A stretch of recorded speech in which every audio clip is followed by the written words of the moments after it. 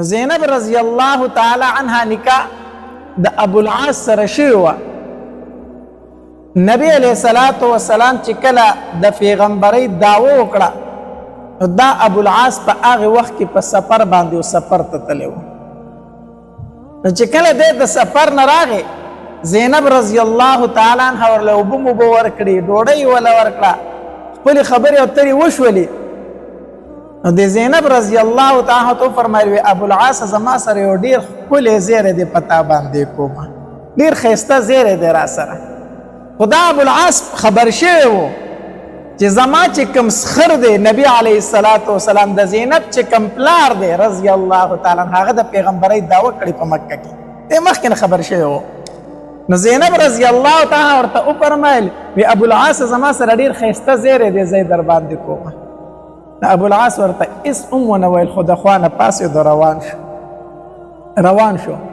نو زینب رضی الله تعالی ورته وفرمایل زه په تا باندې زیری کوم او تا زما نه تپوس ونه کړو چې ته په ما باندې څه زیری کوې.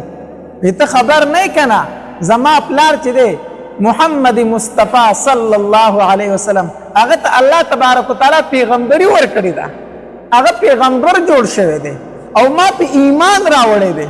نو دا زیری مې په تا باندې دا کو چې ما خو په ایمان راوړی خو ته پې هم راوړه. ابو العاص ورته هېڅ ونه ویلو. وی زینب کم از کم ما ته به دې صبر کړی و، نو ما نه به دې اجازه غوښتې و، ما پورې خو به دې صبر کړی و که نه. نو زینب رضی الله تعالی ته وفرمایل تا ته مې بلکل به صبر کړی، تا سره مې به ضرور مشوره کړې وه، خو زما پلار خو رښتینی دی، زه خو په هغه باندې شک نه لرم، هغه خو صادق دی، هغه خو امین دی او تاسو ورته هم صادق او امین وایئ، دا خو دروغ نه وایي، زما په هغه باندې یقین دی ځکه مې په ایمان راوړی او یوازې په ما ایمان نه دی راوړی، زما مور خدیجه رضی الله تعالی په ایمان راوړی او زما نور خویند ورونو په ایمان راوړی، موږ په ټولو ایمان راوړی دی. او زما د تره زوی نه دی علي هغه په ایمان راوړی دی. او ابو العاص ستا د ترور زوی نه دی عثمان ابن عفان هغه په ایمان راوړی دی.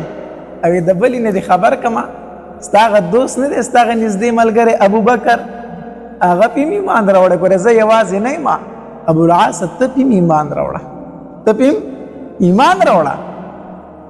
ابو العاص رضی الله تعالی عنه په دغه ټیم کې لا مسلمان شوی نه دی، خو وروسته بیا مسلمان شو، هغه ورته ویل زه ایمان نه راوړم ایمان. زینب رضی الله تعالی عنها فرمایل ښه زما ملګرتیا نه کوې، ولې ایمان نه راوړې؟ وی ځکه ایمان نه راوړم چې زه دا خبره نه خوښوم چې خلک به وایي د خپلې ښځې د وجې نه خپل قام نسب پرېښود او د خپل پلار نیکه دین یې پرېښود او په خپل سخر باندې ایمان راوړو. زه دا خبره نه خوښوم چې خلک به راله پیغور راکوي چې ابو العاص د خپلې ښځې د وجې نه قام نسب هم پرېښودو، د پلار نیکه دین هم پرېښودو او په خپل سخر باندې ایمان راوړو. زه دا نه خوښوم او اگر چې ستا په پلار باندې زه شک نه لرم، اگر چې ستا په پلار باندې شک نه کوم چې هغه دروغ وایي.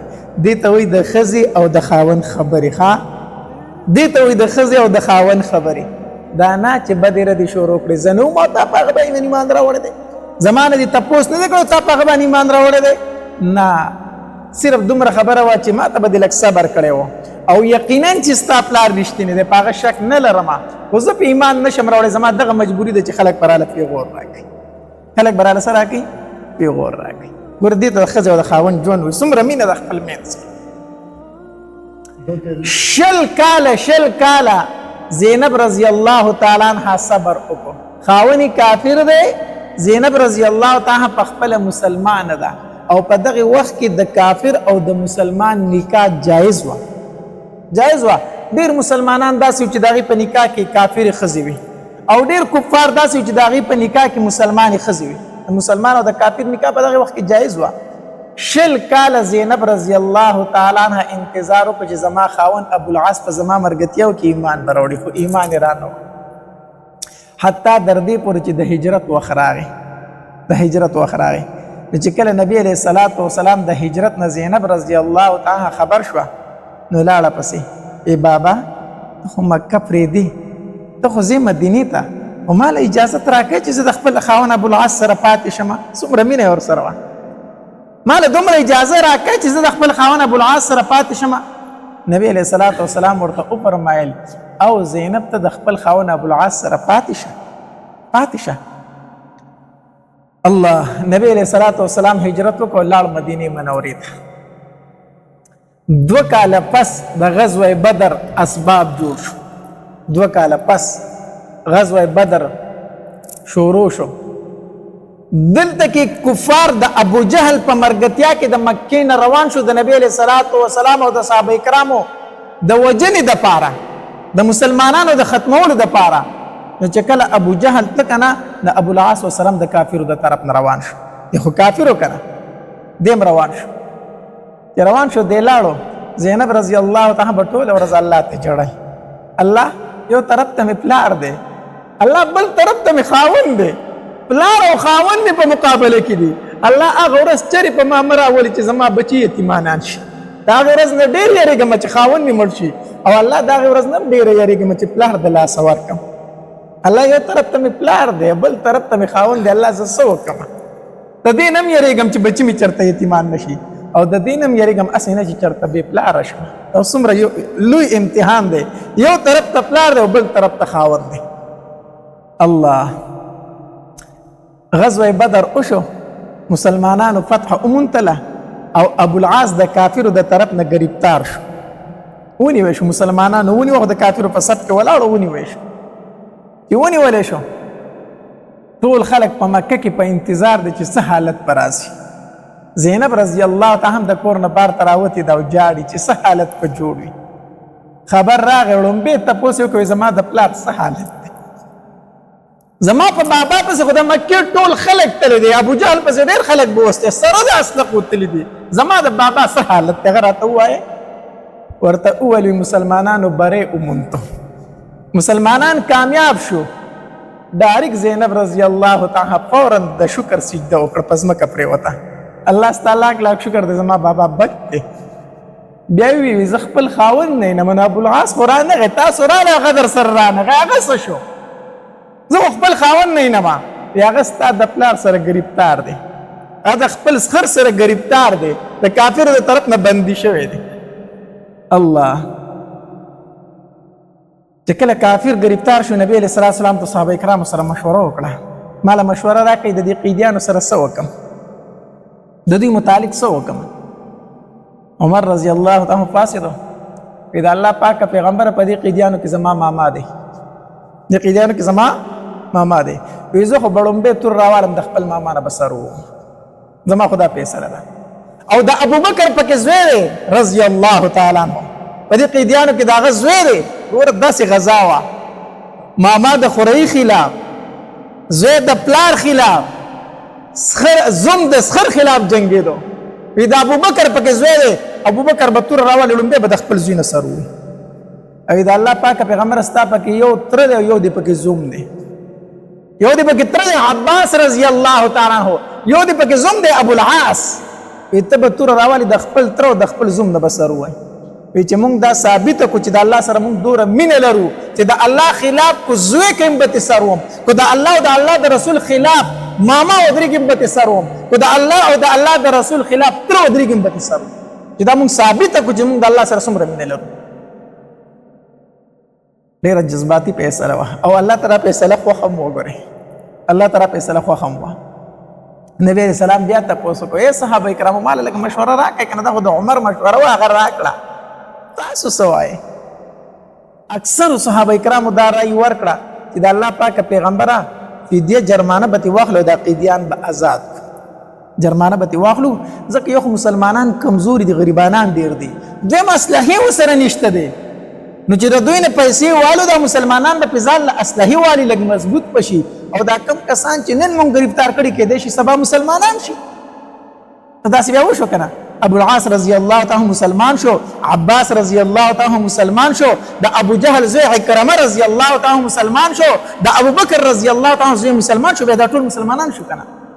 د الله پاک پیغمبر پیسې به ترې والو جرمانه، یو به مسلمان ځان له اسلحې والي، دویم امید د رب نه دا چې په دې کسانو کې ډېر خلک مسلمانان شي.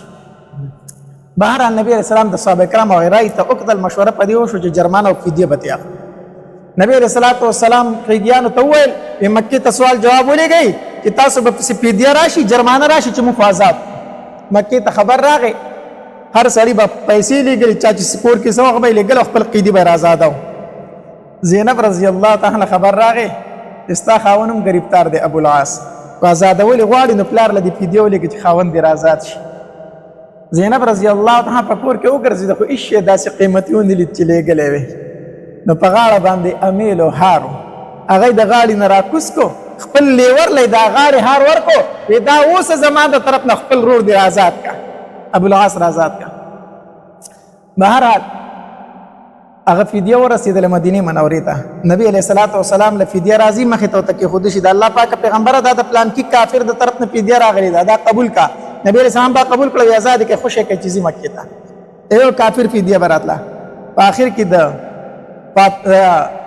د زینب رضی الله تعالی د غاړې هار راوړلی شو، نبي علیه الصلاة والسلام ته مخې ته کېښودی شو. د الله پاکه پیغمبره ستا هغه زوم نه دی ابوالعاص، د هغه دپاره ستا لور فدیه رالېږلې دا و چې زما خاوند رازاد کا. نبی علیه الصلاة والسلام هغه هار راواغست امیلو او داسې په لاس کې اړه وراړه. نو بې اختیاره یې د سترګو نه اوښکې روانې شوې، په ژړا شو. صحابه کرام خو فکر ونه چې نبي علیه السلام ولې جاړي، په ژړا شو.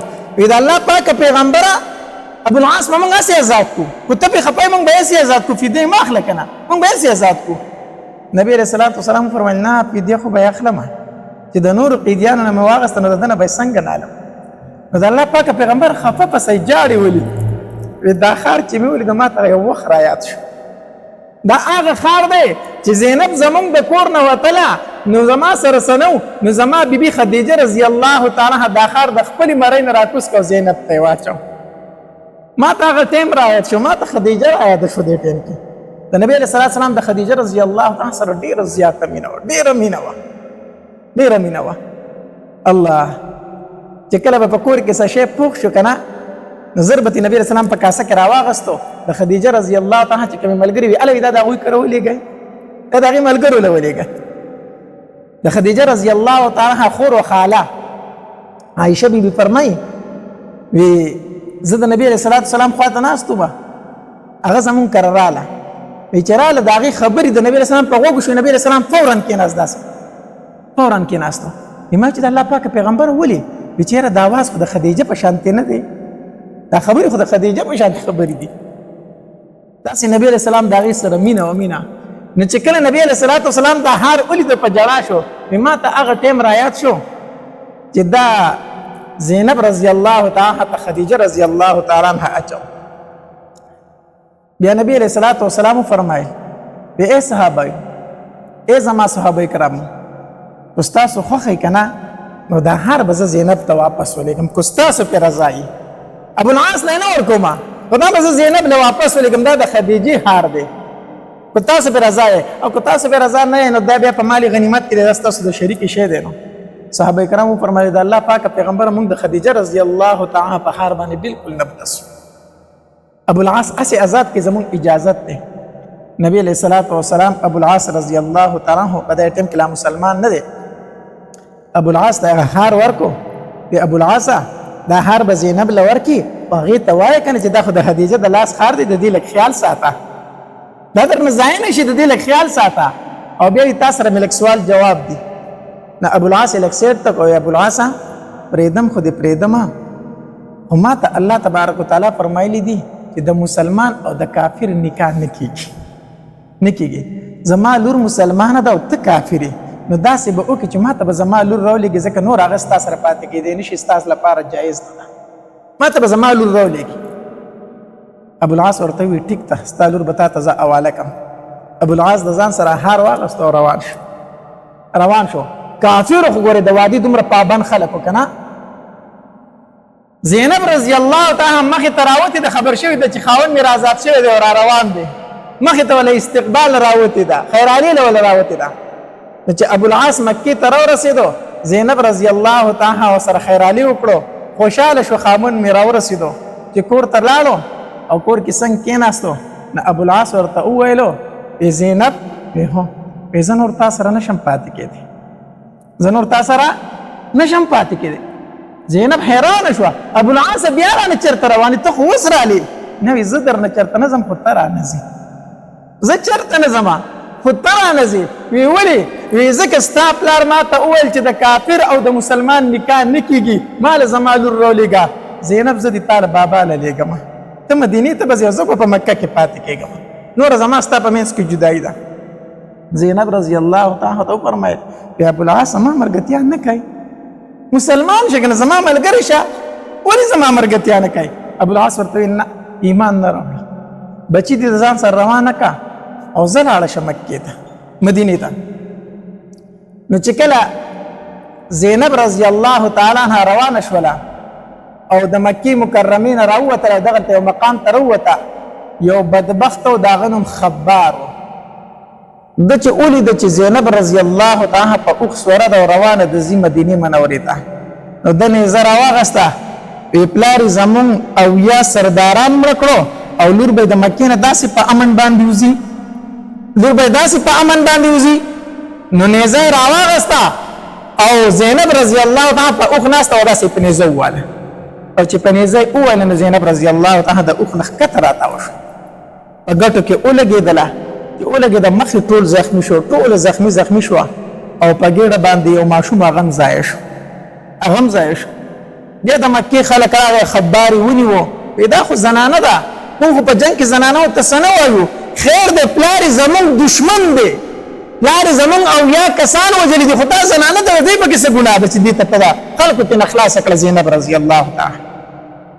رضی الله تعالی خلکو خلاصه کړه لاړه مدینې منورې ته ورسېدله نبي علیه الصلاة والسلام تقریبا 6 کاله پس دا ابوالعاص په تجارت باندې تللی و واپس راته نو چې کله واپس راته د مکې د خلکو ډېرې سوداګانې ورسره وي هلته مدینه منوره کې صحابه کرام ونیو سره د تجارت د سامان د ابوالعاص ونیو چې ونیو سامان یې تم واغسته او لاس یې ورله وتړله مدینې منورې ته روان کړو چې روان کړو مدینې منورې ته ورسېدل دوی یاره دلته کې زینب وه چې د هغې کور به چېرته وي دلته به د زینب کور چېرته وي چا ورته وي هغه کور دی نو چې څنګه ته هغه کور دی د منډه کړه ځان یې خلاص کړه د خلکو صحابه کرامو نه یې لاسونه خلاص کړو او منډه کړه ډایرکټ د هغې په ورننوت هلته چې ورننوتو زینب رضی الله تعالی ډېره خوشحاله شو چې ابوالعاص یې ولیدو او دی د ترور زوی هم و د ترور زویه څنګه مسلمان راغلی که نه نه زینب مسلمان نه یم راغلی را تښتېدلی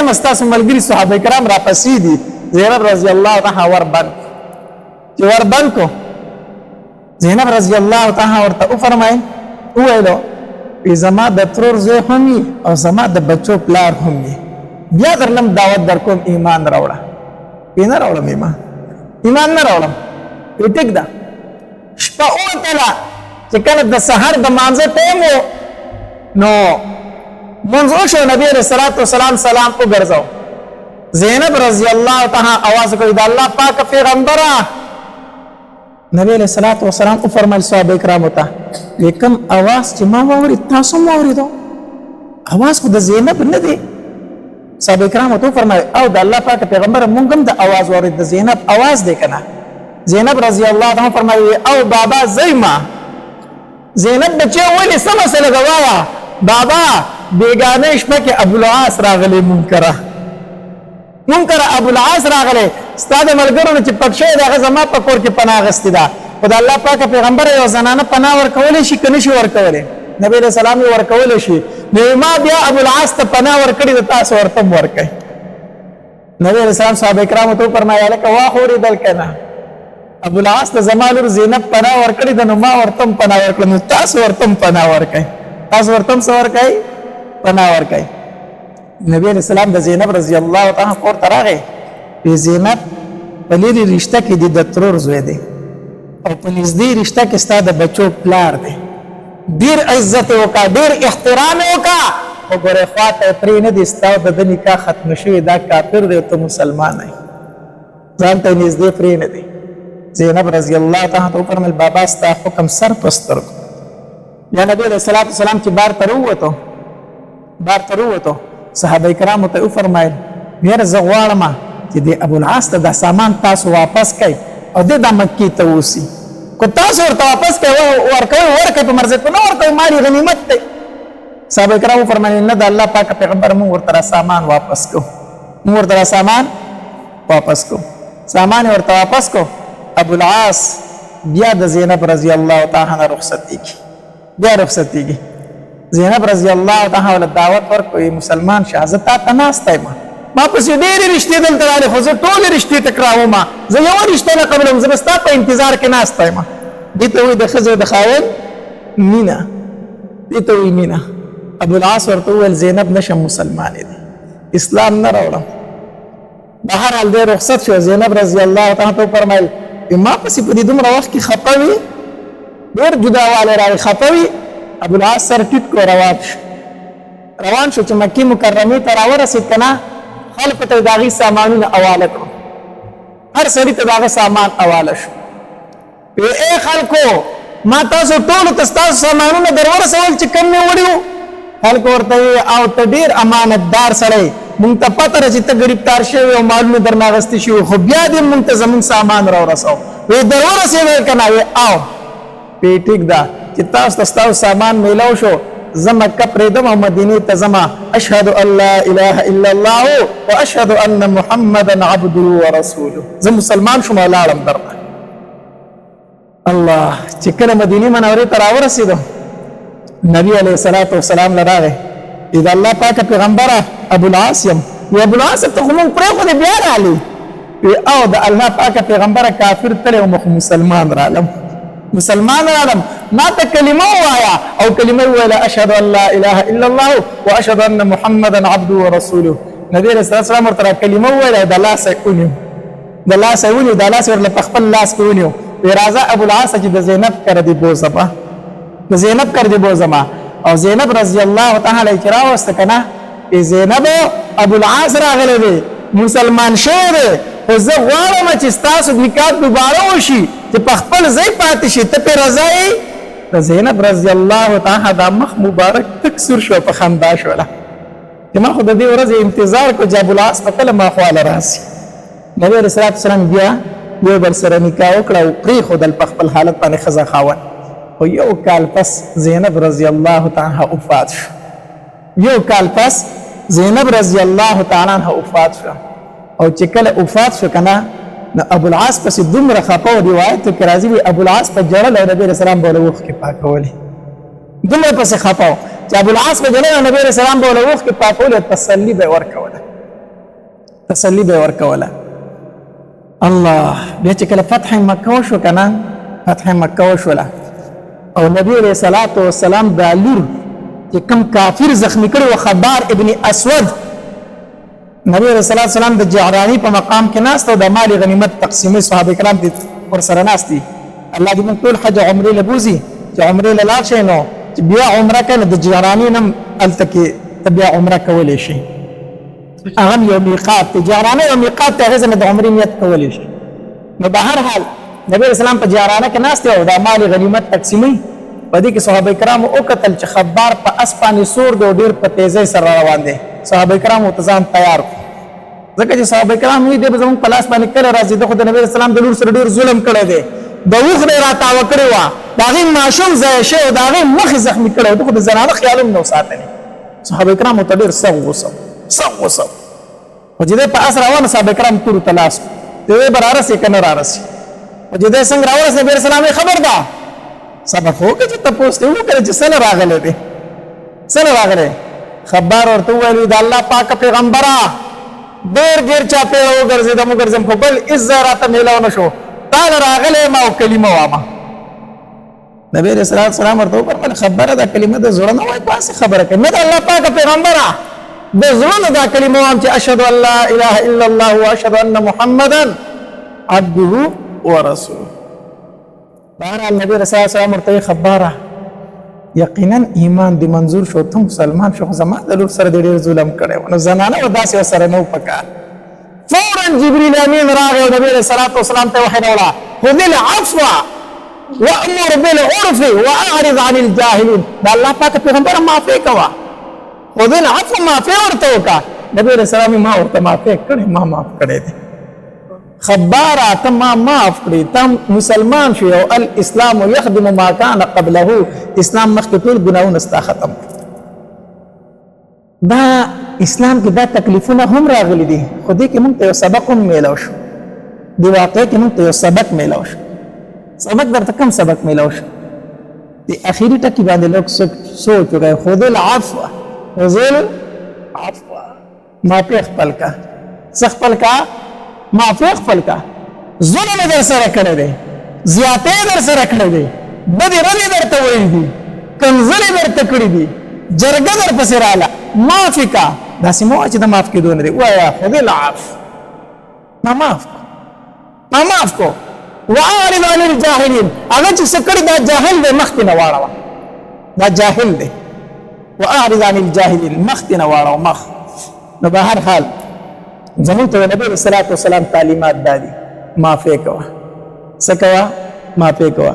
نبی علیه الصلاة والسلام فرمایي واحسن الى من اساء الیک، واحسن الى من اساء الیک. چې ښه در سره کوي ته به ورسره خامخا ښه کوې، هغه ښه کوي ته به بد کوې، ته چې هغه کوي خامخا به ښه کوې.